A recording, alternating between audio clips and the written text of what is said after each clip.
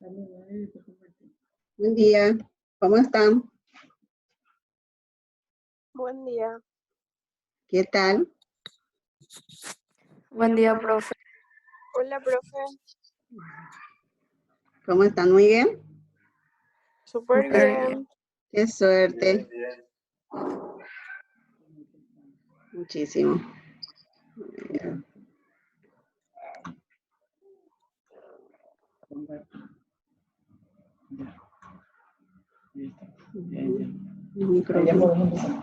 Bueno, vamos a dar inicio a nuestra clase. Vamos a empezar la unidad 2.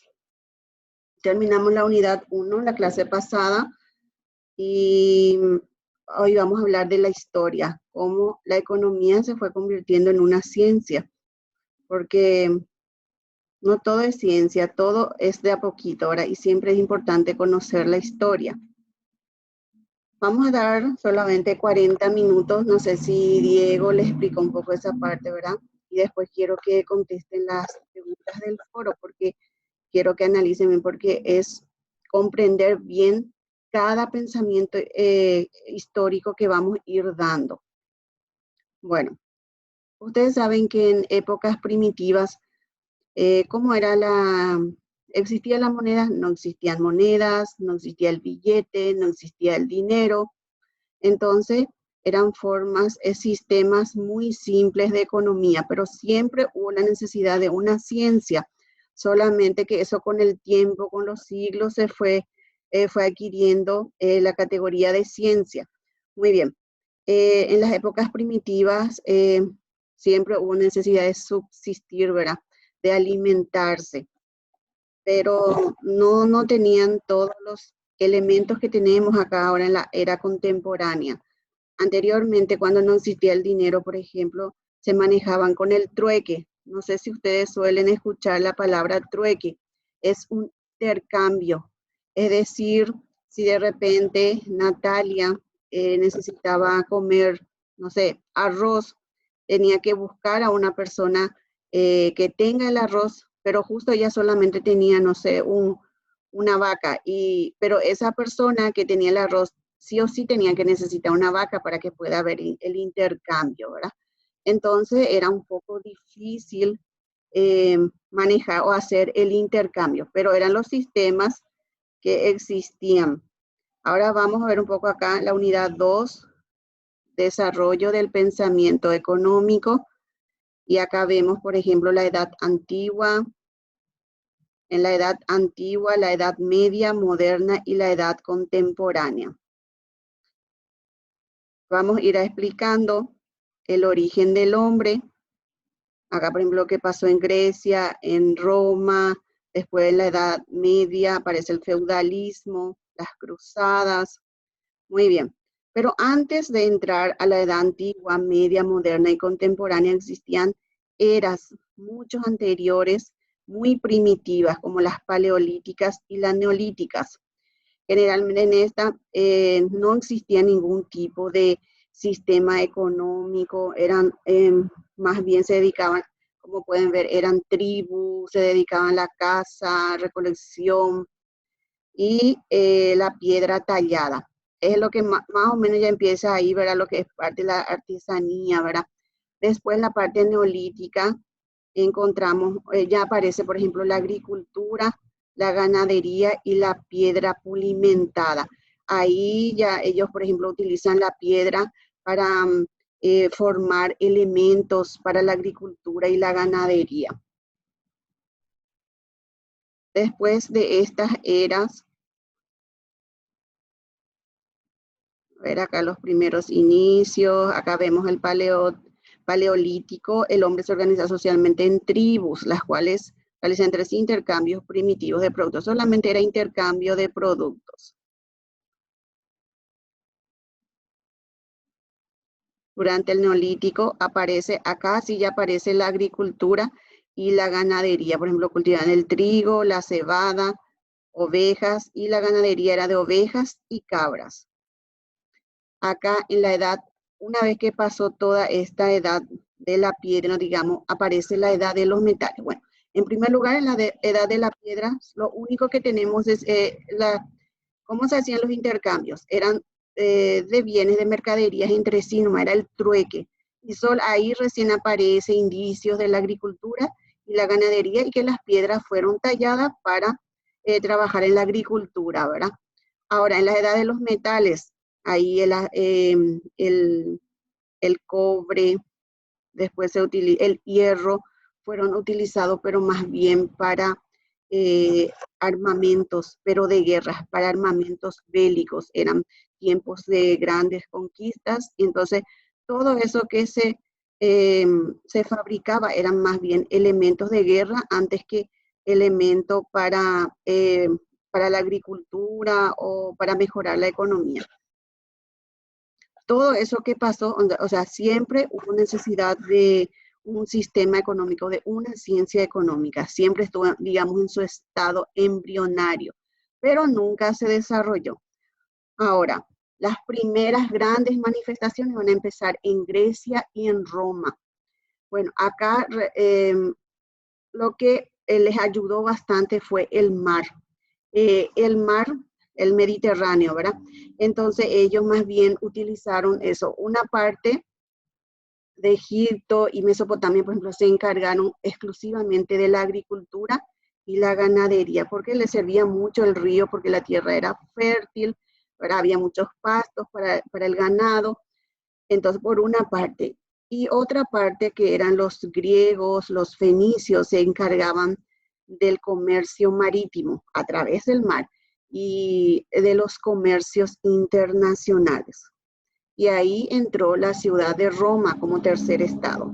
Entonces, Egipto, Mesopotamia por una parte, que eran encargados de la agricultura y la ganadería. Por otra parte, estaban los fenicios, los griegos, que eran los encargados de digamos, del comercio internacional. Y Roma era el tercer centro fundamental en las actividades económicas de esa época. ¿Por qué? Porque era el que unía la fuerza de la tierra y del mar. Es decir, unos cuantos producían, se dedican a la agricultura y la ganadería, otros al mar. Pero Roma era el centro, la ciudad donde unió estas dos fuerzas, ¿verdad? Digamos, el intermediario. Muy bien. Entonces, acá empieza con Grecia y con Roma, pero no solamente las actividades económicas tenían mayor organización, ya también en cuanto a la política, la sociedad, todo estaba mejor organizado. Y es aquí donde aparecen los grandes filósofos que prácticamente ustedes estudiaron toda la vida, ¿verdad? Que ustedes escucharon de Platón, Genofonte, Aristóteles. Vamos a recordarnos un poco. Platón, por ejemplo, habló de su estado ideal, ¿verdad? Que tenía que estar formados por guerreros, por obreros, ¿se acuerdan? Bueno, pero más bien fue un aporte más político que económico, digamos. Después estaba Aristóteles, que habló mucho ya habló de la usura, ya habló de, no sé, de fijar precios, de salarios, habló ya de algunos temas económicos.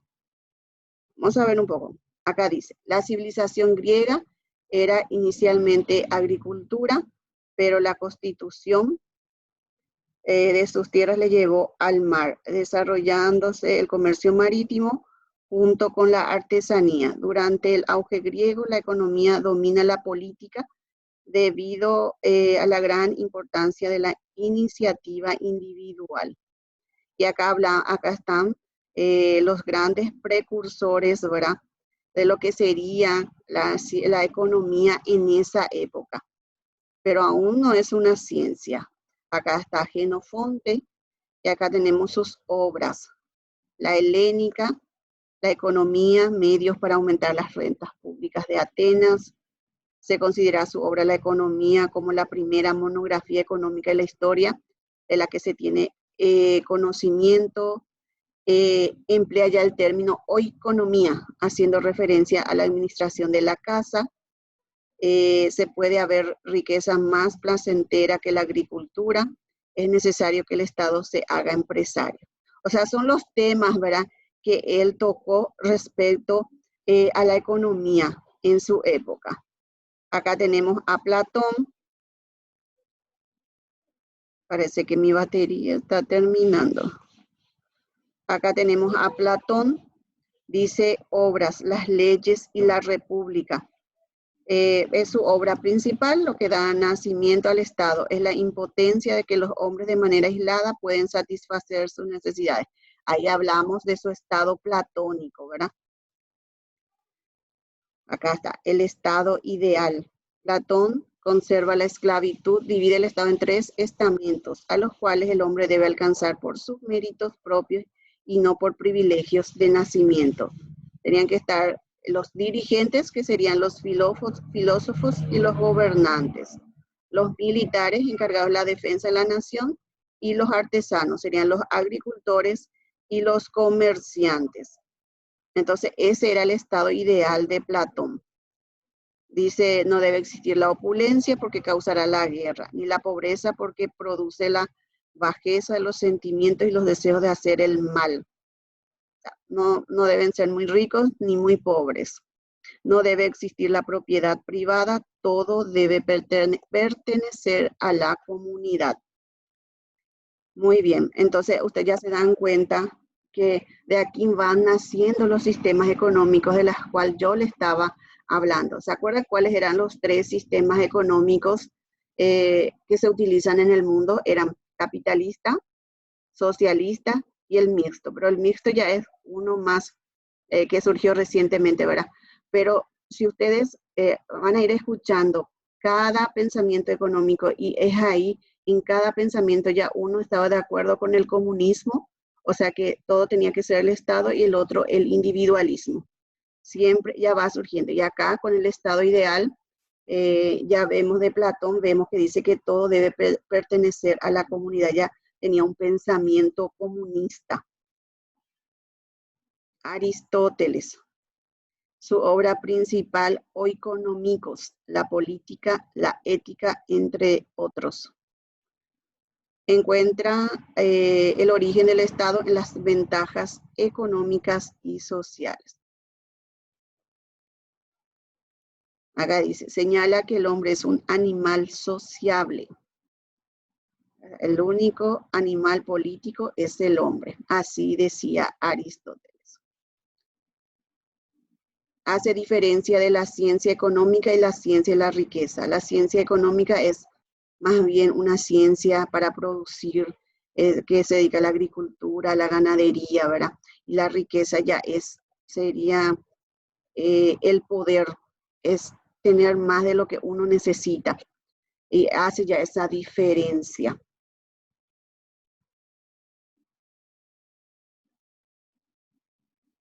Diferencia entre instrumentos de producción y de uso. Y Aristóteles apuntó a los precios, a la naturaleza del lucro y del interés. Sobre el esclavismo, habló también sobre el esclavismo.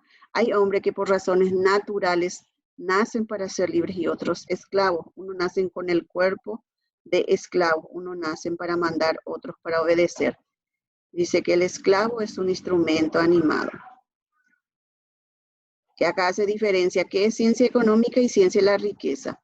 La ciencia económica se ocupa de adquirir los recursos necesarios para la subsistencia a través de la agricultura, la ganadería y la explotación de los bosques. En cambio, de la riqueza tiene por objetivo adquirir más de lo necesario.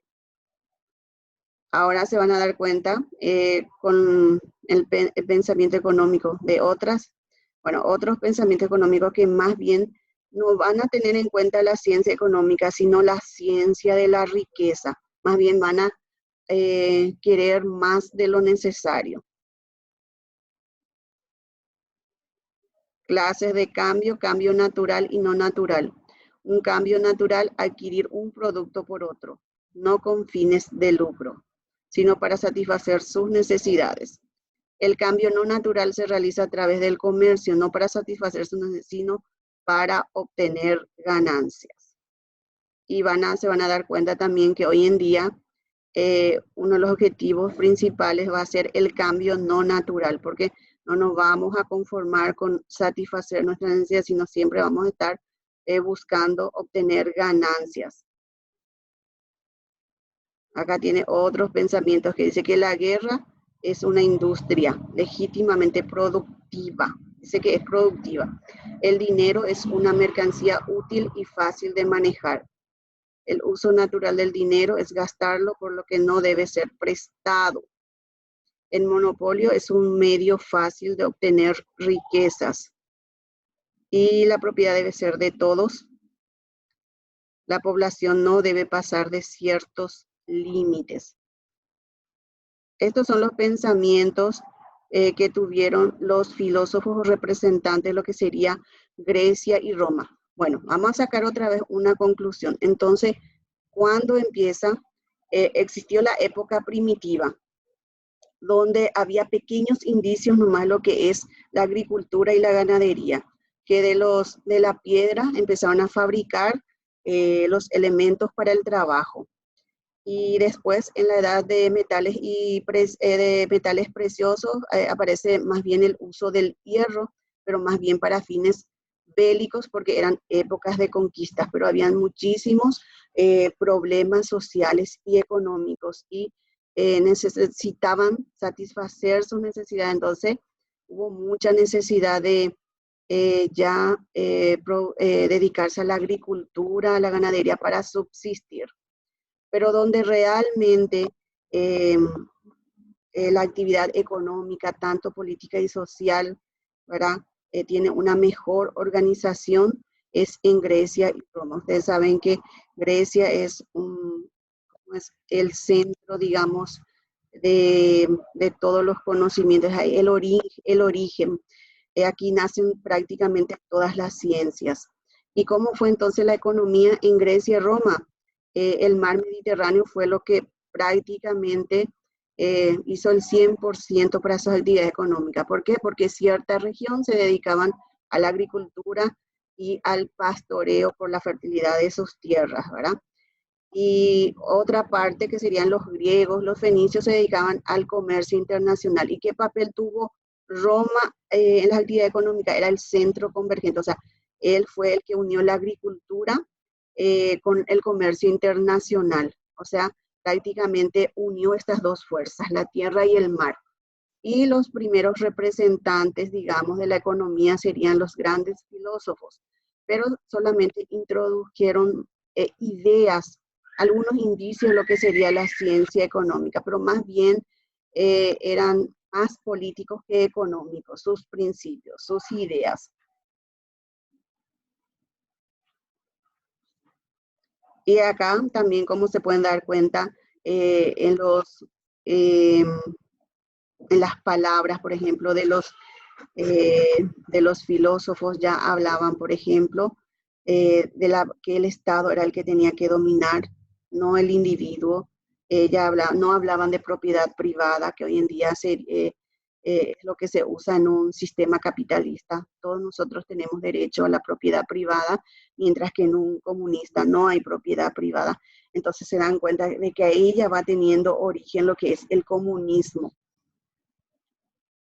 Muy bien, esa es la primera etapa, lo que sería Grecia y Roma. Luego va a aparecer la Edad Media. Bueno, en primer lugar, está la parte prehistórica, ¿verdad? Que ya pasamos, que era la edad de piedra y la edad de los metales preciosos. Muy bien, una vez pasada esa época, ahí aún solamente eran pequeños indicios, pero donde realmente empieza va a ser en Grecia y Roma, donde aparecen ya organizaciones, actividades económicas, sociales y políticas más organizadas, ¿verdad? Y los primeros representantes serían los filósofos. Después de Grecia y Roma aparecen las primeras manifestaciones de la Edad Media.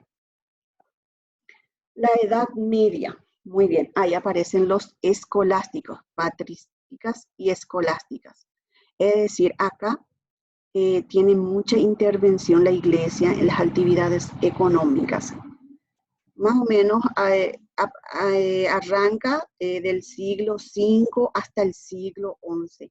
Y podemos decir, se puede afirmar que fue una etapa donde la economía fue pobre. ¿Por qué fue pobre la economía en la época medieval? Porque la iglesia intervino mucho. Y cuando en Grecia y Roma, esto empezó con la caída del Imperio Romano, empieza la Edad Media. Ustedes saben que en época de los romanos, ¿qué era lo que más auge tenía? El comercio internacional, el comercio marítimo. Y al aparecer la Edad Media, los escolásticos dejan en un segundo plano al comercio marítimo. No paró, pero ya quedó en segundo lugar. ¿Por qué? Porque la iglesia, por ejemplo, decía que el comercio no estaba en contra del comercio en sí, pero dice que había muchas, ¿cómo voy a decir? Había muchas injusticias. Ellos más bien querían defender al consumidor que al productor. Ellos consideraban que la riqueza no venía del comercio internacional, más bien de lo natural de la tierra. Y solamente, por ejemplo, producían algunos pequeños artesanos, pero también habían grupos que se encargaban de que estos productores no establezcan los precios ni salarios, ¿verdad? Ni qué producción, ni cuánto sería la producción. Había encargados que determinaban todo ese precio para que el consumidor no se vea perjudicado, que el productor solo gane lo justo y necesario y que el consumidor no se sienta afectado, ¿verdad? De repente por el abuso en el precio de los productos. Otra cosa, la iglesia también condenaba la usura. ¿Qué es la usura? Es el cobro de interés. Ellos consideraban que el interés era un pecado. Entonces, tampoco se desarrollaba, entonces eran cosas moralmente que ellos condenaban. Entonces, al desaparecer el comercio internacional, todo se basó prácticamente en la agricultura y de repente en algunos productos artesanos que también eran controlados los precios. Entonces, fue la época medieval, fue económicamente muy pobre. Y ya a finales del siglo XI, ¿verdad? Es cuando empieza a aumentar la población. Y al aumentar la población, lo que aumentó fue la oferta de mano de obra. Al haber mucha mano de obra disponible, aumentó la producción. Al aumentar la producción, se dedicaron ya otra vez al comercio y a la creación de grandes ciudades. Pero esto trajo otras cosas consigo. La creación de grandes ciudades, ya se manejó grandes capitales, el comercio internacional era de gran auge. Aquí apareció la era industrial, la industrialización textil, apareció también el sistema bancario. El sistema bancario de hoy en día, aquí nace en la época medieval, y así también instrumentos de crédito. Todo aparece ya a finales del siglo XI. Y esto empieza a cambiar rotundamente lo que es el sistema económico.